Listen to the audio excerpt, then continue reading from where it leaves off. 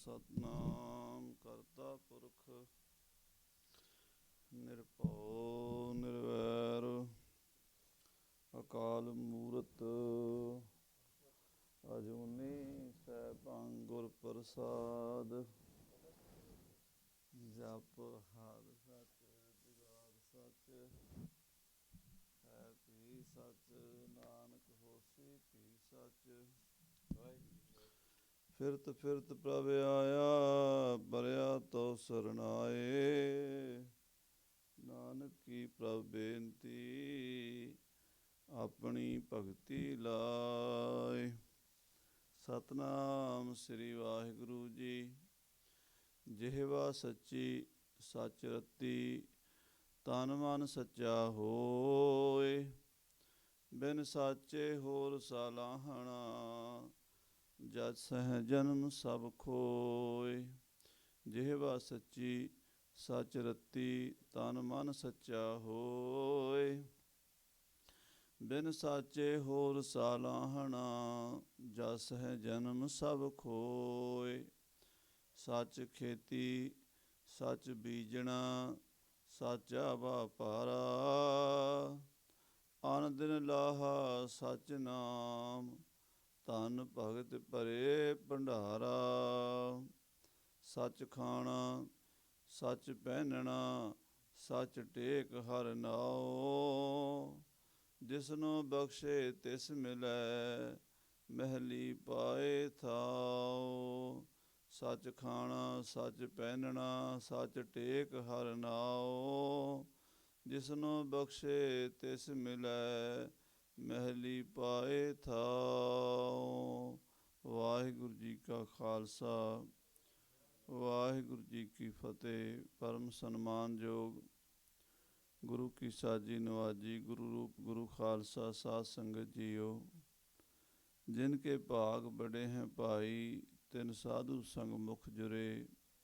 ਮਹਾਵਾਕ ਅਨੁਸਾਰ ਆਪ ਜੀ ਅਤਿਅੰਤ ਬੜ ਭਾਗੇ ਹੋ। ਸਾਨੂੰ ਸਾਰਿਆਂ ਨੂੰ ਸਤਿਗੁਰੂ ਜੀ ਨੇ ਸੁਭਾਗ ਬਖਸ਼ਿਆ ਹੈ ਕਿ ਅੰਮ੍ਰਿਤ ਵੇਲਾ ਸਚ ਨਾਉ ਵਡਿਆਈ ਵਿਚਾਰ। ਮਹਾਰਾਜ ਦੀ ਅੰਮ੍ਰਿਤਮਈ ਗੁਰਬਾਣੀ ਦੇ ਨਿਤਨੇਮ ਸ੍ਰੀ ਆਸਾ ਜੀ ਦੀ ਵਾਰ ਦੇ ਕੀਰਤਨ ਸਰਵਣ ਕੀਤੇ ਹਨ। ਸੱਚੇ ਪਾਤਸ਼ਾਹ ਮਹਾਰਾਜ ਸ੍ਰੀ ਗੁਰੂ ਨਾਨਕ ਦੇਵ ਜੀ ਆਪਣੇ ਸਿੱਖਾਂ ਸੇਵਕਾਂ ਵਾਸਤੇ ਗੁਰਬਾਣੀ ਦਾ ਇਹ ਖਜ਼ਾਨਾ ਧੁਰ ਦਰਗਾਹ ਤੋਂ ਲੈ ਕੇ ਆਏ ਹਨ। ਔਰ ਜਿਵੇਂ ਜਿਵੇਂ ਇਸ ਨੂੰ ਖਰਚੀਏ ਖਾਈਏ ਤਿਉਂ ਤਿਉਂ ਇਹ ਖਜ਼ਾਨਾ ਵੱਧਦਾ ਜਾਂਦਾ ਹੈ। ਪੰਜਵੇਂ ਪਾਤਸ਼ਾਹ ਜੀ ਨੇ ਬਚਨ ਕਹੇ ਹਨ, ਪਿਉ ਦਾਦੇ ਕਾ ਖੋਲ ਡਿੱਠਾ ਖਜ਼ਾਨਾ ਤਾਂ ਮੇਰੇ ਮਨ ਭਇਆ ਨਿਧਾਨਾ। ਰਤਨ ਲਾਲ ਜਾ ਕਾ ਕਛੂ ਨ ਮੋਲ ਭਰੇ ਭੰਡਾਰ ਅਖੁੱਟ ਅਤੋਲ। ਖਾਵਹਿ ਖਰਚੈ ਰਲ ਮਿਲ ਭਾਈ ਤੋਟ ਨ ਆਵੈ ਵਧੋ ਜਾਈ।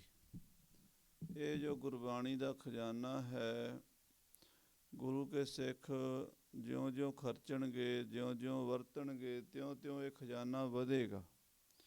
ਸੰਸਾਰ ਦੇ ਖਜ਼ਾਨੇ ਜਿਵੇਂ ਜਿਵੇਂ ਖਰਚੀਦੇ ਨੇ ਤਿਵੇਂ ਤਿਵੇਂ ਘਟਦੇ ਜਾਂਦੇ ਹਨ।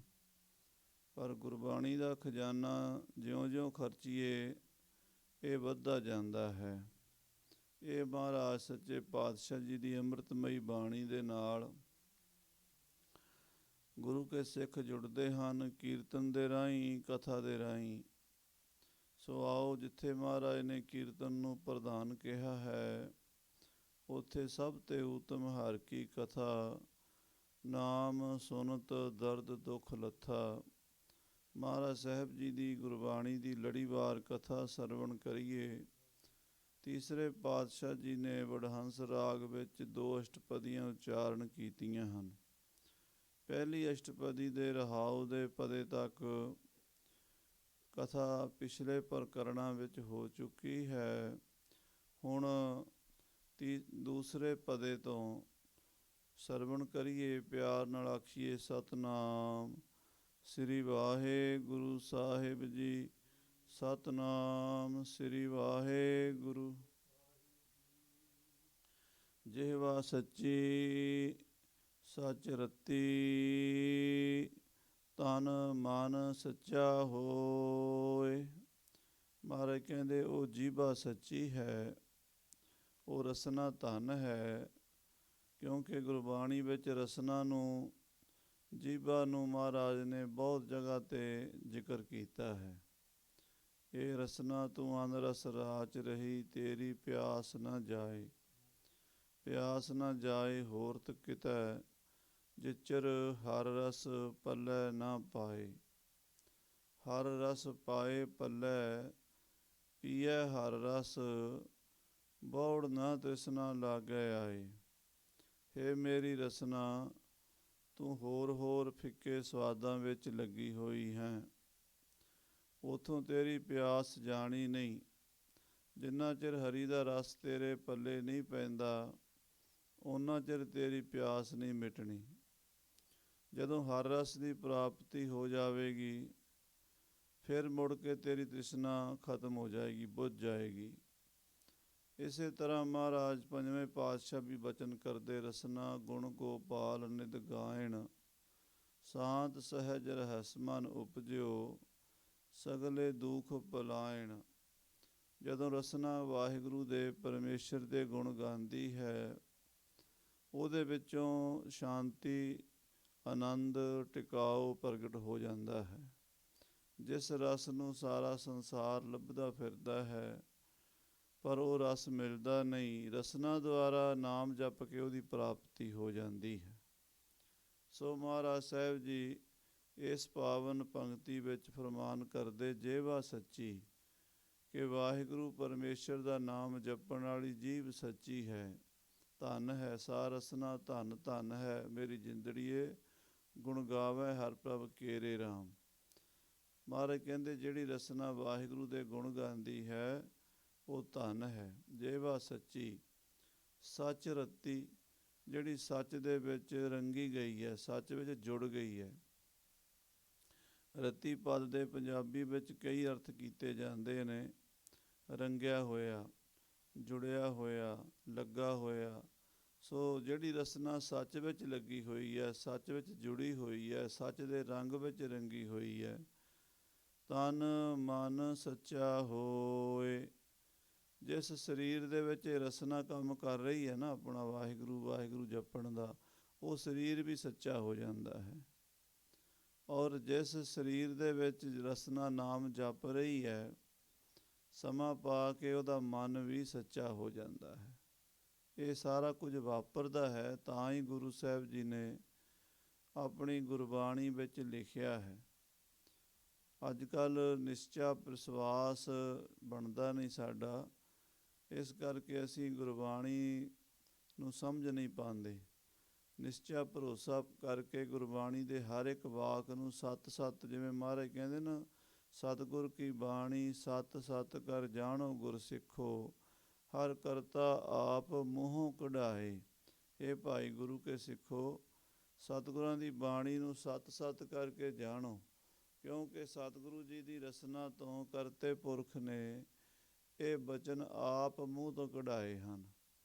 ਸੋ ਰਸਨਾ ਜਪਦੀ ਹੈ, ਤਨ ਸੱਚਾ ਹੁੰਦਾ ਹੈ, ਮਨ ਸੱਚਾ ਹੁੰਦਾ ਹੈ।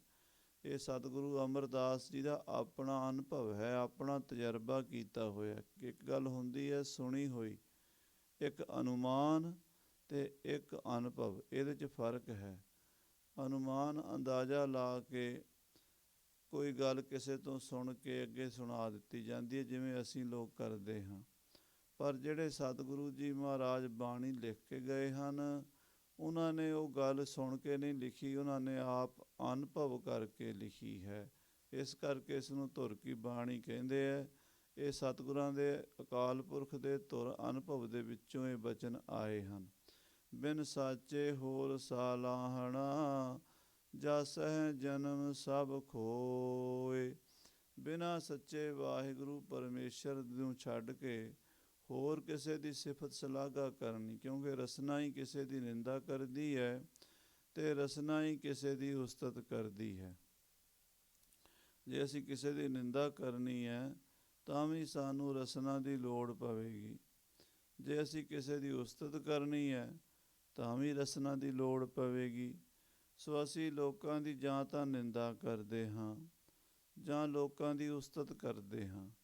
ਜਿਹੜਾ ਸਾਡੇ ਅਨੁਕੂਲ ਹੋਵੇ, ਜਿਹੜਾ ਸਾਨੂੰ ਠੀਕ ਲੱਗੇ, ਜਿਹੜਾ ਸਾਨੂੰ ਸੁਖਾਵਾਂ ਲੱਗੇ, ਉਹਦੀ ਅਸੀਂ ਉਸਤਤ ਕਰਦੇ ਹਾਂ। ਜਿਹੜਾ ਸਾਡੇ ਪ੍ਰਤੀਕੂਲ ਹੋਵੇ, ਸਾਨੂੰ ਚੰਗਾ ਨਾ ਲੱਗੇ, ਉਲਟਾ ਹੋਵੇ, ਉਹਦੀ ਅਸੀਂ ਨਿੰਦਾ ਕਰਦੇ ਹਾਂ। ਐਸਾ ਇਹ ਕੁਦਰਤ 'ਚ ਵਰਤਾਰਾ ਹੈ। ਪਰ ਸਤਿਗੁਰੂ ਜੀ ਨੇ ਬਚਨ ਉਸਤਤ ਬਾਰੇ ਬਾਣੀ 'ਚ ਦੋ ਤਰ੍ਹਾਂ ਦੇ ਲਿਖੇ ਹਨ। ਇੱਕ ਜਗ੍ਹਾ 'ਤੇ ਲਿਖਿਆ ਹੈ ਕਿ ਉਸਤਤ ਨਿੰਦਾ ਦੋਊ ਤਿਆਗੈ, ਖੋਜੈ ਪਦ ਨਿਰਬਾਨਾ। ਜਿਹੜੀ ਦੁਨੀਆ ਦੀ ਉਸਤਤ ਹੈ ਅਤੇ ਨਿੰਦਾ ਹੈ, ਦੋਵੇਂ ਤਿਆਗ ਦਿਓ। ਉਸਤਤ ਨਿੰਦਾ ਸਮ ਕਰ ਜਾਣੈ, ਜਾਂ ਹੋਰ ਵੀ ਬਹੁਤ ਸਾਰੇ ਇੱਦਾਂ ਦੇ ਗੁਰਬਾਣੀ ਵਿੱਚ ਬਚਨ ਆਉਂਦੇ ਨੇ ਜਿੱਥੇ ਉਸਤਤ ਅਤੇ ਨਿੰਦਾ ਨੂੰ ਇਕੱਠੇ ਲਿਖ ਕੇ ਅਤੇ ਤਿਆਗਣ ਦਾ ਹੁਕਮ ਦਿੱਤਾ ਹੈ। ਇਹ ਉਸਤਤ ਕਿਹੜੀ ਹੈ? ਇਹ ਲੋਕਾਂ ਦੀ ਉਸਤਤ ਹੈ। ਦੁਨੀਆ ਨਾ ਸਾਲਾਹੇ, ਜਿਹੜੇ ਦੁਨੀਆ ਦੀ ਅਸੀਂ ਸਿਫਤ ਸਲਾਘਾ ਕਰਦੇ ਹਾਂ, ਉਹ ਉਸਤਤ ਦੀ ਗੱਲ ਕੀਤੀ ਹੈ। ਨਿੰਦਾ ਵੀ ਕਿਸੇ ਨਾਲ ਜੇ ਪ੍ਰਤੀਕੂਲਤਾ ਹੈ, ਸਾਡੇ ਅਨੁਕੂਲ ਨਹੀਂ ਹੈ, ਅਸੀਂ ਨਿੰਦਾ ਕਰਦੇ ਹਾਂ, ਇਹ ਵੀ ਤਿਆਗੇ। ਪਰ ਇੱਕ ਉਸਤਤ ਹੋਰ ਹੈ, ਉਹ ਹੈ ਅਕਾਲ ਪੁਰਖ ਦੀ ਉਸਤਤ। ਮਨ ਮੈਂ ਕਰ ਨਿਰੰਕਾਰ, ਕਰ ਮਨ ਮੇਰੇ ਸਤ ਵਿਵਹਾਰ। ਸੋ ਉਸ ਵਾਹਿਗੁਰੂ ਦੀ ਉਸਤਤ ਕਰਨ ਨੂੰ ਮਹਾਰਾਜ ਨੇ ਤਰਜੀਹ ਦਿੱਤੀ ਹੈ। ਸਾਹਿਬ ਜੀ ਫਰਮਾਨ ਕਰਦੇ, ਬਿਨ ਸਾਚੇ ਹੋਰ ਸਾਲਾਹਣਾ। ਉਸ ਸੱਚੇ ਵਾਹਿਗੁਰੂ ਪਰਮੇਸ਼ਰ ਨਿਰੰਕਾਰ ਅਕਾਲ ਪੁਰਖ ਭਗਵਾਨ ਨੂੰ ਆਰਾਧਨ ਤੋਂ ਬਿਨਾਂ, ਉਹਦੀ ਸਿਫਤ ਸਲਾਘਾ ਕਰਨ ਤੋਂ ਬਿਨਾਂ, ਹੋਰ ਲੋਕਾਂ ਦੀ ਜਿਹੜੀ ਅਸੀਂ ਉਸਤਤ ਕਰ ਰਹੇ ਹਾਂ, ਜਸ ਹੈ ਜਨਮ ਸਭ ਖੋਏ, ਉਹਦੇ ਨਾਲ ਆਪਣਾ ਜਨਮ ਗਵਾ ਕੇ ਜਾਵਾਂਗੇ। ਮਨੁੱਖਾ ਜਨਮ ਬਿਰਥਾ ਚਲਾ ਜਾਵੇਗਾ। ਸੱਚ ਖੇਤੀ ਸੱਚ ਬੀਜਣਾ, ਸਾਚਾ ਵਾਪਾਰਾ। ਸੱਚ ਖੇਤੀ, ਮਹਾਰਾਜ ਕਹਿੰਦੇ ਜਿਹੜੀ ਵਾਹਿਗੁਰੂ ਪਰਮੇਸ਼ਰ ਦੇ ਨਾਮ ਦੀ ਖੇਤੀ ਹੈ। ਜਿਵੇਂ ਸ੍ਰੀ ਗੁਰੂ ਨਾਨਕ ਦੇਵ ਜੀ ਮਹਾਰਾਜ ਨੇ ਸੋਰਠ ਰਾਗ ਵਿੱਚ ਵੀ ਫਰਮਾਇਆ ਹੈ, ਮਨ ਹਾਲੀ ਕਿਰਸਾਣੀ ਕਰਨੀ, ਸਰਮ ਪਾਣੀ ਤਨ ਖੇਤ, ਨਾਮ ਬੀਜ ਸੰਤੋਖ ਸੁਹਾਗਾ, ਰੱਖ ਗਰੀਬੀ ਵੇਸ, ਭਾਉ ਕਰਮ ਕਰ ਜਮਸੀ, ਸੇ ਕਰ ਭਾਗਠ ਦੇਖ। ਜਿਹੜੀ ਇਹ ਖੇਤੀ ਹੈ, ਇਹ ਸੱਚੀ ਖੇਤੀ ਹੈ, ਸੱਚ ਖੇਤੀ। ਅਤੇ ਖੇਤੀ ਦੇ ਵਿੱਚ ਬੀਜਣਾ ਵੀ ਸੱਚ ਹੀ ਹੈ, ਕਿਉਂਕਿ ਸੱਚ ਇਸ ਅਕਾਲ ਪੁਰਖ ਨਿਰੰਕਾਰ ਨੂੰ ਕਿਹਾ, ਹੋਰ ਕੋਈ ਵਸਤੂ ਸੱਚ ਨਹੀਂ ਹੈ ਸੰਸਾਰ ਦੀ। ਬਾਕੀ ਜੋ ਵੀ ਪਦਾਰਥ ਨੇ ਉਹ ਸਾਰੇ, ਜਿੰਨੇ ਹੀ ਸਾਡੀ ਕਲਪਨਾ ਦੇ ਵਿੱਚ ਆ ਰਿਹਾ ਸੰਸਾਰ, ਪੰਜਾਂ ਗਿਆਨ ਇੰਦਰੀਆਂ ਰਾਹੀਂ ਅਸੀਂ ਜੋ ਦੇਖਦੇ ਹਾਂ, ਸੁਣਦੇ ਹਾਂ, ਅਨੁਭਵ 'ਚ ਕਰਦੇ ਹਾਂ, ਜਾਂ ਸਾਡੀ 6ਵੀਂ ਇੰਦਰੀ ਮਨ ਹੈ। ਵੱਡੀ ਤਾਕਤ ਤਾਂ ਮਨ ਹੈ ਨਾ, ਅਤੇ ਮਨ ਦੇ ਨਾਲ ਹੀ ਪੰਜੇ ਇੰਦਰੀਆਂ ਕੰਮ ਕਰਦੀਆਂ। ਜੇ ਮਨ ਨਾ ਹੋਵੇ ਤਾਂ ਪੰਜੇ ਇੰਦਰੀਆਂ ਵੀ ਬਾਹਰੋਂ ਕੁਛ ਵੀ ਅਨੁਭਵ ਨਹੀਂ ਕਰ ਸਕਦੀਆਂ। ਕਈ ਵਾਰੀ ਅੱਖਾਂ ਤਾਂ ਖੁੱਲ੍ਹੀਆਂ ਹੁੰਦੀਆਂ ਪਰ ਮਨ ਉੱਥੇ ਨਹੀਂ ਹੁੰਦਾ, ਅਤੇ ਉਹ ਸਾਹਮਣੇ ਚੀਜ਼ ਪਈ ਵੀ ਦਿਸਦੀ ਨਹੀਂ।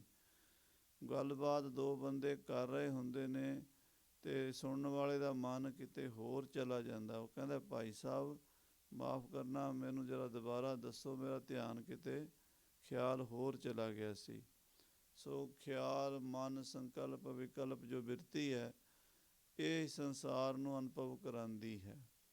ਅਤੇ ਮਹਾਰਾਜ ਕਹਿੰਦੇ ਆ ਬਈ ਜੋ ਵੀ ਸੰਸਾਰ ਦਾ ਤੁਸੀਂ ਅਨੁਭਵ ਕਰ ਰਹੇ ਹੋ, ਗਿਆਨ ਇੰਦਰੀਆਂ ਕਰਕੇ ਜਾਂ 6ਵੀਂ ਇੰਦਰੀ ਮਨ ਕਰਕੇ, ਉਹ ਸਾਰਾ ਹੀ ਕਲਪਨਾ ਮਾਤਰ ਮਿਥਿਆ ਹੈ। ਮਿਥਿਆ ਤਨ ਧਨ ਕੁਟੰਬ ਸਬਾਇਆ, ਮਿਥਿਆ ਹਉਮੈ ਮਮਤਾ ਮਾਇਆ, ਮਿਥਿਆ ਰਾਜ ਜੋਬਨ ਧਨ ਮਾਲ, ਮਿਥਿਆ ਕਾਮ ਕ੍ਰੋਧ ਵਿਕਰਾਲ, ਜਿਉਂ ਸੁਪਨਾ ਅਰ ਪੇਖਣਾ, ਐਸੇ ਜਗ ਕੋ ਜਾਣ। ਜੇ ਇੱਦਾਂ ਸਮਝ ਲਓ ਜਿਵੇਂ ਰਾਤ ਸੁਪਨਾ 'ਚ ਦੇਖਿਆ ਸੀਗਾ, ਹੁਣ ਉਹ ਕੁਛ ਵੀ ਨਹੀਂ ਹੈ।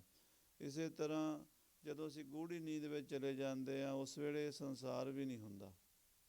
ਆਹ ਜਿਹੜੇ ਆਪਾਂ ਨੂੰ ਹੁਣ ਅੱਖਾਂ ਖੁੱਲ੍ਹੀਆਂ ਦਿਸ ਰਿਹਾ ਹੈ, ਕੰਨਾਂ ਖੁੱਲ੍ਹਿਆਂ ਨਾਲ ਸੁਣ ਰਿਹਾ ਹੈ, ਜਦੋਂ ਆਪਾਂ ਬਹੁਤ ਗੂੜ੍ਹੀ ਨੀਂਦ 'ਚ ਹੁੰਦੇ ਹਾਂ ਉਦੋਂ ਕੁਛ ਹੁੰਦਾ ਹੈ। ਇਸ ਕਰਕੇ ਮੌਤ ਤੋਂ ਬਾਅਦ ਵੀ ਇਹ ਨਹੀਂ ਹੋਣਾ। ਪਰ ਮੈਂ ਹੋਵਾਂਗਾ ਜੋ ਜਾਗਰਤ ਵਿੱਚ ਸੀ, ਜੋ ਮੈਂ ਸੁਪਨ ਵਿੱਚ ਸੀ, ਔਰ ਜੋ ਮੈਂ ਸੁਖੋਪਤੀ ਵਿੱਚ ਸੀ, ਮੈਂ ਤਾਂ ਹੋਵਾਂਗਾ ਨਾ। ਇਸ ਕਰਕੇ ਮੈਂ ਮਰਨ ਤੋਂ ਪਹਿਲੇ ਵੀ ਸੀ ਅਤੇ ਮੈਂ ਮਰਨ ਤੋਂ ਬਾਅਦ ਵੀ ਹੋਵਾਂਗਾ। ਮੈਨੇ ਸਰੀਰ ਨਹੀਂ, ਮੈਨੇ ਉਹ ਜੋਤ ਜਿਹੜੀ ਮੈਂ ਬੋਲ ਰਹੀ ਹੈ ਸਾਡੇ ਅੰਦਰ, ਉਸ ਪਰਮ ਸੱਤ ਨੂੰ ਮਹਾਰਾਜ ਕਹਿੰਦੇ ਆ ਆਦਿ ਸੱਚ ਜੁਗਾਦ ਸੱਚ ਹੈ ਭੀ ਸੱਚ, ਨਾਨਕ ਹੋਸੀ ਭੀ ਸੱਚ। ਉਹ ਪਹਿਲੇ ਵੀ ਸੀ, ਉਹ ਹੁਣ ਵੀ ਹੈ, ਉਹ ਅੱਗੇ ਵੀ ਹੈ, ਅਤੇ ਉਹ ਸਦਾ ਸਦਾ ਹੀ ਸੱਚ ਹੈ। ਨਾ ਉਹ ਮਰੇ ਨਾ ਆਵੇ ਜਾਹੇ, ਨਾ ਉਹ ਆਉਂਦਾ ਨਾ ਉਹ ਮਰਦਾ, ਨਾ ਉਹ ਜਾਂਦਾ ਨਾ ਉਹ ਜੰਮਦਾ। ਉਸ ਵਾਹਿਗੁਰੂ ਪਰਮੇਸ਼ਰ ਨੂੰ ਮਹਾਰਾਜ ਕਹਿੰਦੇ ਸੱਚ।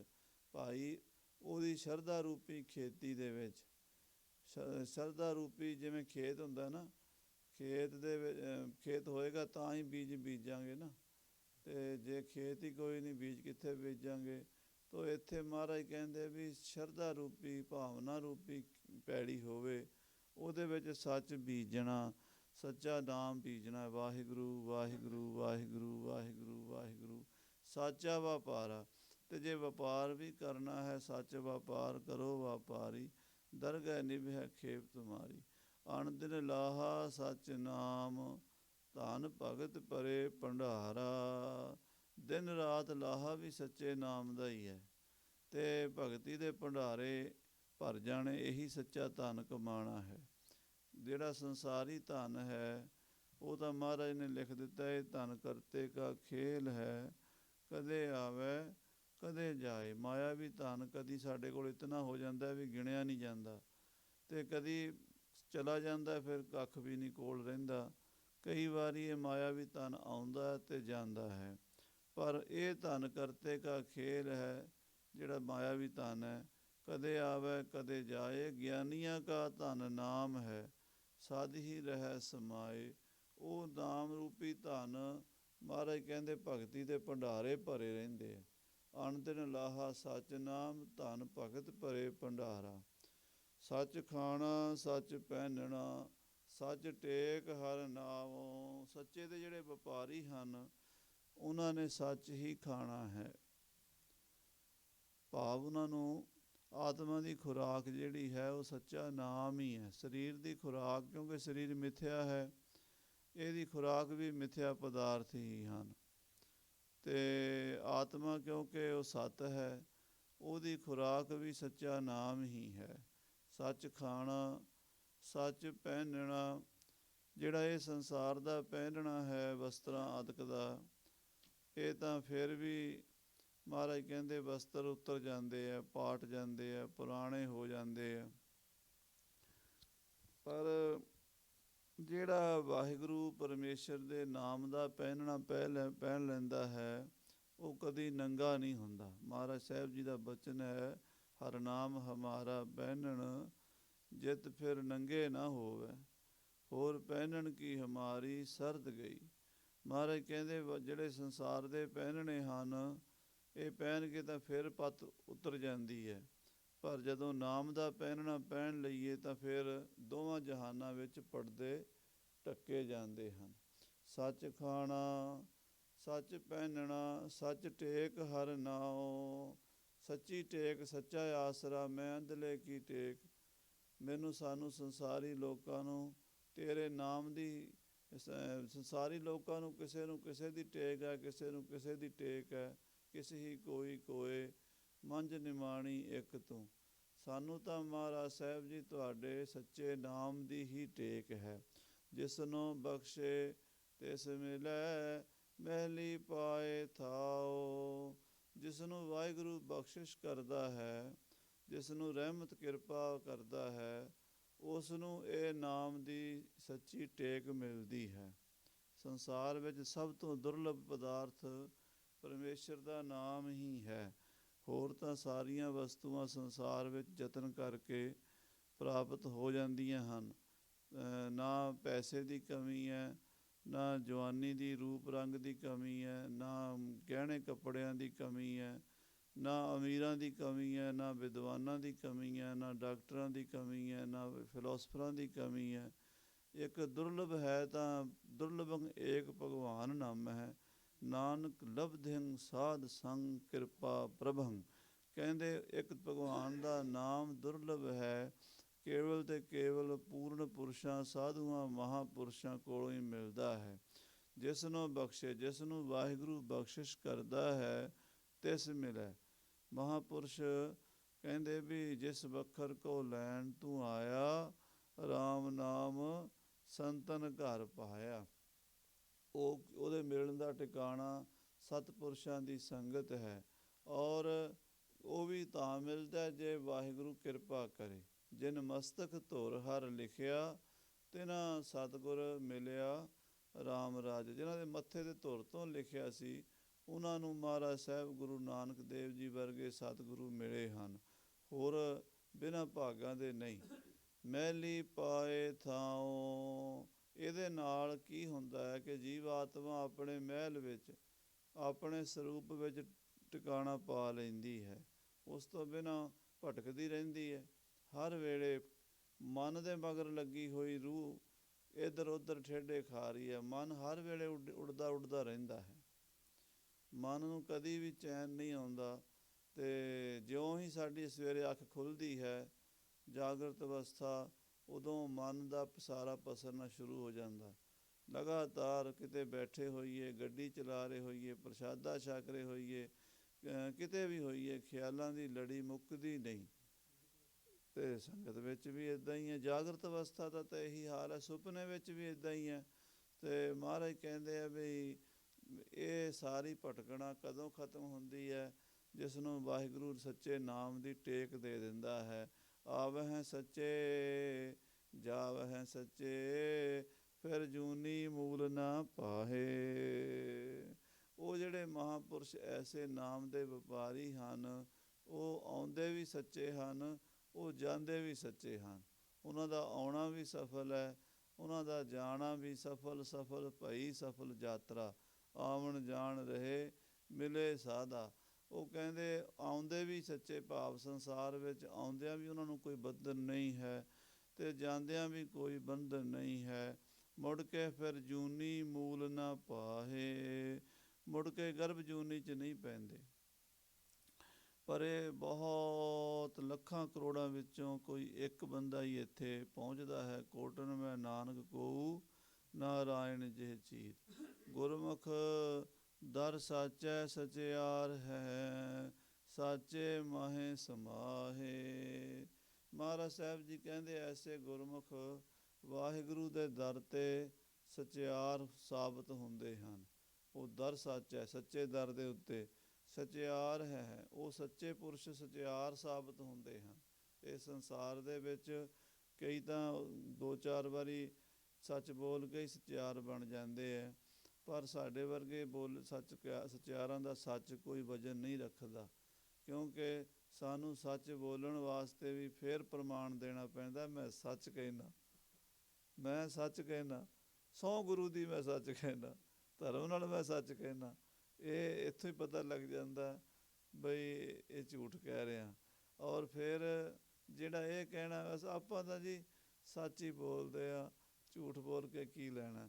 ਉਹ ਉਦੋਂ ਬੋਲਦਾ ਬੰਦਾ ਜਦੋਂ ਪਤਾ ਲੱਗ ਜੇ ਵੀ ਜੇ ਮੈਂ ਹੁਣ ਝੂਠ ਬੋਲਿਆ, ਇਹਨੂੰ ਪਤਾ ਲੱਗ ਜਾਣਾ ਅੱਗੋਂ, ਪਤਾ ਹੀ ਹੈ ਇਹਨੂੰ, ਅਤੇ ਮੈਂ ਹੁਣ ਇੱਥੇ ਝੂਠ ਬੋਲਾਂਗਾ ਅਤੇ ਇੱਥੇ ਹੁਣ ਝੂਠ ਚੱਲਣਾ ਨਹੀਂ।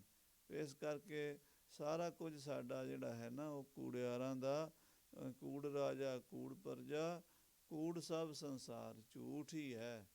ਸਾਡਾ ਜਿਹੜਾ ਸੱਚ ਹੈ ਉਹ ਵੀ ਝੂਠ ਹੈ। ਜਿਹੜੇ ਸੱਚ ਨੂੰ ਅਸੀਂ ਸੱਚ ਲਈ ਲੱਭੀ ਫਿਰਦੇ। ਅੱਜ ਕੱਲ੍ਹ ਆ ਜਿਹੜੇ ਤਰਕਵਾਦੀ ਗੁਰਬਾਣੀ 'ਤੇ ਕਿੰਤੂ ਪ੍ਰੰਤੂ ਕਰਦੇ ਨਾ, ਉਹ ਕਹਿੰਦੇ ਸੱਚ ਬੋਲਦੇ ਆ ਜੀ, ਸੱਚ ਦੱਸੋ ਕੀ ਹੈ। ਹੁਣ ਉਹਨਾਂ ਨੂੰ ਪੁੱਛੋ ਵੀ ਜਿਹੜਾ ਤੇਰਾ ਨਾਂ ਰੱਖਿਆ ਹੋਇਆ ਹੈ ਇਹ ਸੱਚ ਹੈ? ਜਿਹੜਾ ਨਾਂ ਲਈ ਫਿਰਦਾ, ਕੀ ਨਾਂ ਤੇਰਾ ਹੈ? ਫਲਾਣਾ ਸਿਉਂ ਜੀ। ਅੱਛਾ, ਜਿਹੜਾ ਤੇਰਾ ਤੂੰ ਨਾਂ ਹੈ ਤੂੰ ਦੱਸ ਸੱਚਾ? ਮਾਂ ਬਾਪ ਨੇ ਕਲਪਨਾ ਕੀਤੀ ਹੈ, ਮਾਂ ਬਾਪ ਨੇ ਕੀਤੀ ਹੈ, ਮਾਸੀ ਨੇ ਕੀਤੀ, ਮਾਮੇ ਨੇ ਕੀਤੀ ਹੈ, ਕਿਸੇ ਨੇ ਕੀਤੀ, ਉੱਥੇ ਨਾਂ ਰੱਖਿਆ ਹੋਣਾ। ਗੁਰਦੁਆਰੇ ਜਾ ਕੇ ਮਹਾਰਾਜ ਤੋਂ ਹੁਕਮਨਾਮਾ ਲੈ ਲਿਆ ਅਤੇ ਨਾਂ ਰੱਖਤਾ। ਬਦਲਿਆ ਵੀ ਜਾ ਸਕਦਾ ਸੀਗਾ। ਸਾਰੀ ਸਾਡੀ ਕਲਪਨਾ। ਅਤੇ ਫਿਰ ਕਹਿੰਦੇ ਸੱਚ ਲੱਭਣਾ। ਸੱਚ ਕਿੱਥੇ ਹੈ? ਮਹਾਰਾਜ ਕਹਿੰਦੇ ਕੂੜ ਰਾਜਾ ਕੂੜ ਪ੍ਰਜਾ, ਕੂੜ ਸਭ ਸੰਸਾਰ, ਕੂੜ ਮੰਡਪ ਕੂੜ ਮਾੜੀ, ਕੂੜ ਵੈਸਣਹਾਰ। ਤੇ ਮਹਾਰਾਜ ਕਹਿੰਦੇ ਇੱਥੇ ਇੱਕੋ ਹੀ ਸਚਿਆਰ ਹੈ, ਸੱਚ ਸਰੂਪ ਪਰਮੇਸ਼ਰ। ਉਹਦੇ ਦਰ ਤੇ ਉਹਦੀ ਭਗਤੀ ਕਰਨ ਵਾਲੇ ਗੁਰਮੁਖ ਦਰ ਸੱਚ ਹੈ, ਸਚਿਆਰ ਹੈ। ਸਾਚੇ ਮਾਹੇ ਸਮਾਹੇ, ਉਹ ਸੱਚੇ 'ਚ ਸਮਾ ਜਾਂਦੇ ਹਨ। ਅੰਤਰ ਸੱਚਾ ਮਨ ਸੱਚਾ, ਸੱਚੀ ਸਿਫਤ ਸੁਨਾਏ। ਉਹਨਾਂ ਦੇ ਅੰਦਰ ਸੱਚਾ ਹੈ, ਉਹਨਾਂ ਦਾ ਹਿਰਦਾ ਵੀ ਸੱਚਾ ਹੈ, ਉਹਨਾਂ ਦਾ ਅੰਤਸ਼ਕਰਨ ਸੱਚ ਨਾਲ ਜੁੜ ਕੇ ਸੱਚ ਸਰੂਪ ਹੀ ਹੋ ਗਿਆ ਹੈ। ਮਨ ਸੱਚਾ, ਉਹਨਾਂ ਦਾ ਮਨ ਸੱਚਾ ਹੈ। ਸੱਚੀ ਸਿਫਤ ਸੁਨਾ, ਸੱਚੀ ਸਿਫਤ ਨਾਲ ਉਹ ਸਣੇ ਸੱਚੀ ਸਿਫਤ ਦੇ ਸਹਿਤ ਹੋ ਗਏ ਨੇ। ਉਹ ਸੱਚੀ ਸਿਫਤ ਕਰਕੇ ਸੱਚ ਸਰੂਪ ਹੋ ਗਏ ਨੇ। ਸੱਚੈ ਥਾਨ ਸੱਚ ਸਲਾਹਣਾ, ਸਤਿਗੁਰ ਬਲਿਹਾਰੈ ਜਾਓ। ਸੱਚਾ ਥਾਨ ਕਿਹੜਾ ਹੈ? ਜਿੱਥੇ ਸਤ ਸੰਗਤ ਬੈਠੀ ਹੈ, ਉਹ ਸੱਚਾ ਥਾਨ ਹੈ। ਜਿਵੇਂ ਮਹਾਰਾਜ ਕਹਿੰਦੇ, ਕਬਹੂ ਸਾਧ ਸੰਗਤ ਓ ਪਾਵੈ, ਉਸ ਅਸਥਾਨ 'ਤੇ ਬੌਰ ਨਾ ਆਵੈ। ਸਾਧ ਸੰਗਤ ਸੱਚ ਖੰਡ ਵਸਾਇਆ। ਉਹ ਸੱਚੇ ਥਾਨ 'ਤੇ ਸੱਚ ਸਲਾਹਣਾ, ਸੱਚੇ ਵਾਹਿਗੁਰੂ ਦੀ ਸੱਚੀ ਸਿਫਤ ਕਰਨੀ। ਸਤਿਗੁਰੂ ਤੋਂ ਮੈਂ ਬਲਿਹਾਰ ਜਾਵਾਂ, ਜਿਨ੍ਹਾਂ ਕੋਲ ਬਹਿ ਕੇ ਇਹ ਕੰਮ ਹੋ ਸਕਦਾ ਹੈ। ਬਿਨਾਂ ਸਤਿਗੁਰੂ ਦੇ ਇਹ ਵਾਹਿਗੁਰੂ ਦੇ ਸੱਚੀ ਸਿਫਤ ਸਲਾਘਾ ਨਹੀਂ ਹੋ ਸਕਦੀ। ਸੱਚ ਵੇਲਾ ਮੂਰਤ ਸੱਚ, ਜਿਤ ਸੱਚੇ ਨਾਲ ਪਿਆਰ। ਉਹ ਵੇਲਾ ਵੀ ਸੱਚਾ ਹੈ, ਉਹ ਘੜੀ ਮਹੂਰਤ ਵੀ ਸੱਚੀ ਹੈ, ਜਿੱਦੋਂ ਸੱਚੇ ਨਾਲ ਪ੍ਰੇਮ ਹੁੰਦਾ ਹੈ। ਧੰਨ ਸੋ ਵੇਲਾ ਜਿਤ ਦਰਸ਼ਨ ਕਰਨਾ, ਹਉ ਬਲਿਹਾਰੀ ਸਤਿਗੁਰ ਚਰਣਾ।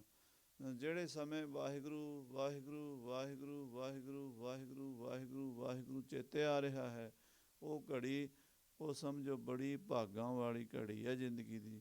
ਉਹ ਸਮਝੋ ਬਹੁਤ ਹੀ ਸੁਹਾਵਣਾ ਸਮਾਂ ਹੈ, ਜਿਤ ਸੱਚੇ ਨਾਲ ਪਿਆਰ ਹੁੰਦਾ। ਸੱਚ ਵੇਖਣਾ, ਸੱਚ ਬੋਲਣਾ, ਵਾਹਿਗੁਰੂ ਵਾਹਿਗੁਰੂ ਵਾਹਿਗੁਰੂ ਹੀ ਬੋਲਣਾ, ਵਾਹਿਗੁਰੂ ਵਾਹਿਗੁਰੂ ਹੀ ਵੇਖਣਾ ਹੈ। ਸੱਚ ਹੀ ਜੋ ਦਿਸੈ ਸੋ ਤੇਰਾ ਰੂਪ ਹੀ ਹੈ। ਸੱਚਾ ਸਭ ਆਕਾਰ, ਆਹ ਸਭ ਜੋ ਕੁਛ ਵੀ ਫਿਰ ਦਿਸਦਾ ਹੈ ਨਾ। ਦੇਖੋ ਮਹਾਰਾਜ ਨੇ ਆਸਾ ਦੀ ਵਾਰ 'ਚ ਦੋ ਗੱਲਾਂ ਕਹਿਤੀਆਂ। ਇੱਕ ਜਗ੍ਹਾ 'ਤੇ ਕਹਿੰਦੇ ਕੂੜ ਰਾਜਾ ਕੂੜ ਪਰਜਾ, ਕੂੜ ਸਭ ਸੰਸਾਰ। ਦੂਜੇ ਪਾਸੇ ਕਹਿੰਦੇ ਇਹ ਜਗ ਸੱਚੇ ਕੀ ਹੈ ਕੋਠੜੀ, ਸੱਚੇ ਕਾ ਵਿੱਚ ਵਾਸ। ਸੱਚੇ ਤੇਰੇ ਖੰਡ, ਸੱਚੇ ਬ੍ਰਹਮੰਡ। ਹੁਣ ਇੱਥੇ ਕਨਫਿਊਜ਼ਿੰਗ ਹੁੰਦੀ ਹੈ ਵੀ ਨਾਲੇ ਕਹਿੰਦੇ ਕੂੜ ਹੈ, ਨਾਲੇ ਕਹਿੰਦੇ ਸੱਚਾ ਹੈ। ਜਦੋਂ ਤੇ ਅਸੀਂ ਸੰਸਾਰੀ ਦ੍ਰਿਸ਼ਟੀ ਨਾਲ ਦੇਖਦੇ ਹਾਂ, ਜਿੱਦਾਂ ਆਮ ਸੰਸਾਰ ਆਪਾਂ ਦੇਖ ਰਹੇ ਹਾਂ, ਫਿਰ ਇਹ ਕੂੜ ਹੀ ਹੈ, ਕਿਉਂਕਿ ਇਹਦੇ ਵਿੱਚ ਕੋਈ ਵੀ ਸਦਾ ਰਹਿਣ ਵਾਲੀ ਵਸਤੂ ਹੈ ਨਹੀਂ। ਪਰ ਜਦੋਂ ਸੱਚੀ ਦ੍ਰਿਸ਼ਟੀ ਬਣ ਜਾਵੇ, ਅੰਦਰ ਸੱਚ ਦਾ ਪ੍ਰਕਾਸ਼ ਹੋ ਜਾਵੇ, ਫਿਰ ਸਾਰੀ ਜਗ੍ਹਾ 'ਤੇ ਸੱਚ ਹੀ ਪਸਰਿਆ ਨਜ਼ਰ ਆਉਂਦਾ ਹੈ। ਜਿਹੜੀ ਦ੍ਰਿਸ਼ਟੀ ਨਾਲ ਅਸੀਂ ਦੇਖਦੇ ਹਾਂ ਉਹ ਤਾਂ ਕੂੜੀ ਦ੍ਰਿਸ਼ਟੀ ਹੈ ਅਤੇ ਕੂੜ ਹੀ ਨਜ਼ਰ ਆਏਗਾ। ਪਰ ਜਿਹੜੀ ਦ੍ਰਿਸ਼ਟੀ ਨਾਲ ਗੁਰੂ ਦੇਖਦੇ ਹਨ, ਜਾਂ ਜਿਹੜੀ ਅੱਖਾਂ ਸਾਡੀਆਂ ਗੁਰੂ ਬਣਾ ਦਿੰਦਾ, ਗਿਆਨ ਅੰਜਨ ਗੁਰਦੀਆ ਗਿਆਨ ਅੰਧੇਰ ਬਿਨਾਸ਼, ਹਰ ਕਿਰਪਾ ਤੇ ਸੰਤ ਭੇਟਿਆ ਨਾਨਕ ਮਨ ਪ੍ਰਗਾਸ, ਤਾਂ ਉਹਦੇ ਨਾਲ ਫਿਰ ਸੱਚ ਸਰੂਪ ਹੀ ਦਿਸਦਾ ਹੈ, ਸੱਚਾ ਸਭ ਆਕਾਰ। ਫਿਰ ਇਹ ਜਗ ਸੱਚੇ ਕੀ ਹੈ ਕੋਠੜੀ, ਸੱਚੇ ਕਾ ਵਿੱਚ ਵਾਸ ਹੈ। ਫਿਰ ਘਟ ਘਟ ਮੈਂ ਹਰਜੂ ਬਸੈ, ਫਿਰ ਉਹ ਦ੍ਰਿਸ਼ਟੀ ਬਣ ਜਾਂਦੀ ਹੈ। ਨਾਨਕ ਸੱਚੈ ਮੇਲੇ ਤਾਂ ਮਿਲੇ, ਆਪੇ ਲੈ ਮਿਲਾਏ। ਮਹਾਰਾਜ ਕਹਿੰਦੇ ਜੇ ਸੱਚੇ ਨੇ ਕਿਰਪਾ ਕੀਤੀ, ਆਪਣੇ ਨਾਲ ਮੇਲਿਆ ਤਾਂ ਹੀ ਮਿਲੇ। ਜੇ ਵਾਹਿਗੁਰੂ ਨੇ ਸੰਤਾਂ ਮਹਾਂਪੁਰਸ਼ਾਂ ਨੂੰ, ਬ੍ਰਹਮ ਗਿਆਨੀਆਂ ਨੂੰ ਬਾਂਹ ਫੜ ਕੇ ਆਪਣੇ ਲੜ ਲਾ ਲਿਆ ਅਤੇ ਉਹ ਲੱਗ ਗਏ। ਆਪੇ ਲਏ ਮਿਲਾਏ, ਆਪੇ ਉਹ ਮਿਲਾ ਲਏ ਵਾਹਿਗੁਰੂ ਨੇ। ਜਿਉਂ ਭਾਵੈ ਤਿਉਂ ਰਖਸੀ, ਜਿਵੇਂ ਉਹਦੀ ਮਰਜ਼ੀ ਹੋਵੇਗੀ ਨਾ। ਹੁਣ ਇਹ ਅਵਸਥਾ ਬਣ ਜਾਂਦੀ, ਹੁਕਮੇ ਅੰਦਰ ਸਭ ਕੋ ਬਾਹਰ ਹੁਕਮ ਨਾ ਕੋਏ। ਕਹਿੰਦੇ ਜੇ ਨਰਕਾਂ 'ਚ ਵੀ ਭੇਜੇਗਾ ਤਾਂ ਵੀ ਠੀਕ ਹੈ, ਜੇ ਸਵਰਗਾਂ 'ਚ ਭੇਜੇਗਾ ਤਾਂ ਵੀ, ਮੁਕਤੀ ਦੇ ਦੇਗਾ ਤਾਂ ਵੀ, ਨਾ ਦੇਵੇਗਾ ਤਾਂ ਵੀ। ਇੱਦਾਂ ਦੀ ਅਵਸਥਾ ਬਣ ਜਾਂਦੀ ਹੈ। ਫਿਰ ਮੁਕਤ ਬੱਪੜੀ ਪੀ ਗਿਆਨੀ ਤਿਆਗੇ, ਰਾਜ ਨਾ ਚਾਹੋ ਮੁਕਤ ਨਾ ਚਾਹੋ, ਮਨ ਪ੍ਰੀਤ ਚਰਨ ਕਮਲਾਰੇ। ਜਿਉਂ ਭਾਵ ਹੈ ਤਿਉਂ ਰਖਸੀ, ਜਿਵੇਂ ਉਹਨੂੰ ਚੰਗਾ ਲੱਗੇਗਾ। ਆਪੇ ਕਰੇ ਰਜਾਏ, ਆਪ ਹੀ ਉਹ ਰਜਾ ਵਿੱਚ ਆਪਣੀ ਮਰਜ਼ੀ ਵਿੱਚ ਕਰ ਰਿਹਾ। ਸਭ ਉਹਦੀ ਆਪਣੀ ਖੇਡ ਹੈ। ਹੁਕਮੈ ਅੰਦਰ ਸਭ ਕੋ ਬਾਹਰ ਹੁਕਮ ਨਾ ਕੋਏ, ਨਾਨਕ ਹੁਕਮੈ ਜੇ ਬੁੱਝੈ ਤਾਂ ਹਉਮੈ ਕਹਿ ਨਾ ਕੋਏ। ਸੋ ਇਹ ਪਵਿੱਤਰ ਗੁਰਵਾਕ ਸੰਗਤਾਂ ਨਾਲ ਸਾਂਝੇ ਕੀਤੇ ਭੁੱਲਾਂ ਚੁੱਕਾਂ ਦੀ ਖਿਮਾ ਫਤਿਹ ਬੁਲਾਓ। ਵਾਹਿਗੁਰੂ ਜੀ ਕਾ ਖਾਲਸਾ ਵਾਹਿਗੁਰੂ ਜੀ ਕੀ ਫਤਿਹ। ਰਾਮਕਲੀ ਮਹੱਲਾ ਤੀਜਾ। ਆਨੰਦ ਏਕ ਓਂਕਾਰ ਸਤਿਗੁਰ ਪ੍ਰਸਾਦ। ਆਨੰਦ ਪਿਆ ਮੇਰੀ ਮਾਏ ਸਤਿਗੁਰ ਤਾਂ ਪਾਇਆ ਸਹਿ ਸੇਤੀ ਮਨ ਵਧੀਆਂ ਵਧਾਈ। ਰਾਗ ਰਤਨ ਪਰਿਵਾਰ ਭਰੀਆਂ ਸ਼ਬਦ ਗਾਵਣਿਆ। ਸ਼ਬਦੋ ਤਾਂ ਗਾਵੋ ਹਰੀ ਕੇਰਾ ਮਨ ਜਿਨੀ ਵਸਾਇਆ। ਕਹਿ ਨਾਨਕ ਆਨੰਦ ਹੋਵਾ ਸਤਿਗੁਰੂ ਮੈਂ ਪਾਇਆ। ਏ ਮਨ ਮੇਰਿਆ ਤੂੰ ਸਦਾ ਰਹੋ ਹਰ ਨਾਲੇ ਹਰ ਨਾਮ ਰਹੋ। ਤੂੰ ਮਨ ਮੇਰੇ ਦੁੱਖ ਸਭ ਵਿਸਾਰਣਾ ਅੰਗੀਕਾਰੋ। ਸਭਨਾ ਗੱਲਾਂ ਸਮਰਤ ਸੁਆਮੀ ਸੋ ਕਿਉ ਮਨੋ ਵਿਸਾਰੇ। ਕਹਿ ਨਾਨਕ ਮਨ ਮੇਰੇ ਸਦਾ ਰਹੋ ਹਰ ਨਾਲੇ। ਸਾਚੇ ਸਾਹਿਬਾ ਕਿਆ ਨਾਹੀ ਕਰ ਤੇਰਾ। ਘਰ ਤਾਂ ਤੇਰਾ ਸਭ ਕੁਛ ਹੈ ਸਦਾ ਸਿਵ ਸਲਾਹ ਤੇਰੀ। ਨਾਮ ਮਨ ਵਸਾਵੇ ਨਾਮ ਜਿਨ ਕੈ ਮਨ ਵਸਿਆ। ਵਾਜੇ ਸ਼ਬਦ ਕਨੇਰੇ। ਕਹਿ ਨਾਨਕ ਸੱਚੇ ਸਾਹਿਬ ਕਿਆ ਨਾਹੀ ਕਰ ਤੇਰਾ। ਸਾਚਾ ਨਾਮ ਮੇਰਾ ਆਧਾਰੋ ਸਾਚ ਨਾਮ ਆਧਾਰ ਮੇਰਾ। ਜਿਨ ਭੁੱਖਾਂ ਸਭ ਗਵਾਈਆਂ ਕਰ ਸ਼ਾਂਤ ਸੁਖ ਮਨ ਆਏ ਵਸਿਆ। ਜਿਨ ਇੱਛਾ ਸਭ ਪੁਜਾਈਆਂ ਸਦਾ ਕੁਰਬਾਨ ਕੀਤਾ ਗੁਰੂ ਵਿਟੋਂ ਜਿਸ ਦੀਆਂ ਇਹ ਵਡਿਆਈਆਂ। ਕਹਿ ਨਾਨਕ ਸੁਣੋ ਸੰਤੋ ਸ਼ਬਦ ਧਰੋ ਪਿਆਰੋ। ਸਾਚਾ ਨਾਮ ਮੇਰਾ ਆਧਾਰੋ। ਵਾਜੇ ਪੰਜ ਸ਼ਬਦ ਤਿਤ ਘਰ ਸੁਭਾਗੈ। ਘਰ ਸੁਭਾਗੈ ਸ਼ਬਦ ਵਾਜੇ ਕਲਾ ਜਿਤ ਕਰ ਧਾਰੀਆ। ਪੰਚ ਦੂਤ ਤੁਧ ਵਸ ਕੀਤੇ ਕਾਲ ਕੰਟਕ ਮਾਰਿਆ। ਕਰਮ ਪਾਇਆ ਤੁਧ ਜਿਨ ਕਹੋ ਸੇ ਨਾਮ ਹਰਿ ਕੈ ਲਾਗੇ। ਕਹਿ ਨਾਨਕ ਤੈ ਸੁਖ ਹੋਆ ਤਿਤ ਕਰ ਅਨਹਦ ਵਾਜੇ। ਆਨੰਦ ਸੁਣੋ ਵਡਭਾਗੀ ਹੋ ਸਗਲ ਮਨੋਰਥ ਪੂਰੇ। ਪਾਰ ਬ੍ਰਹਮ ਪ੍ਰਪਾਇਆ ਉਤਰੇ ਸਗਲ ਵਿਸੂਰੇ। ਦੁਖ ਰੋਗ ਸੰਤਾਪ ਉਤਰੇ ਸੁਣੀ ਸੱਚੀ ਬਾਣੀ। ਸੰਤ ਸਾਜਨ ਭਏ ਸਰਸੇ ਪੂਰੇ ਗੁਰ ਤੇ ਜਾਣੀ। ਸੁਣਤੇ ਪੁਨੀਤ ਕਹਿਤੇ ਪਵਿੱਤ ਸਤਿਗੁਰ ਰਹਿਆ ਭਰਪੂਰੇ। ਬਿਨਵੰਤ ਨਾਨਕ ਗੁਰ ਚਰਨ ਲਾਗੇ ਵਾਜੇ ਅਨਹਦ ਤੂਰੇ। ਪਾਉਣ ਗੁਰੂ ਪਾਣੀ ਪਿਤਾ ਮਾਤਾ ਧਰਤ ਮਹੱਤ। ਦਿਵਸ ਰਾਤ ਦੁਇ ਦਾਈ ਦਾਇਆ ਖੇਲੈ ਸਗਲ ਜਗਤ। ਚੰਗਿਆਈਆਂ ਬੁਰਿਆਈਆਂ ਵਾਚੈ ਧਰਮ ਹਦੂਰ। ਕਰਮੀ ਆਪੋ ਆਪਣੀ ਕੇ ਨੇੜੇ ਕੇ ਦੂਰ। ਜਿਨੀ ਨਾਮ ਧਿਆਇਆ ਗਏ ਮਸਕਤ ਨਾਨਕ ਤੇ ਮੁਖ ਉਜਲੇ ਕੀਤੀ ਛੁੱਟੀ ਨਾਲ। ਜਿਨੀ ਨਾਮ ਧਿਆਇਆ ਮਸਕਤ ਨਾਨਕ ਤੇ ਮੁਖ ਉਜਲੇ ਕੀਤੀ ਛੁੱਟੀ ਨਾਲ। ਵਾਹਿਗੁਰੂ ਜੀ ਕਾ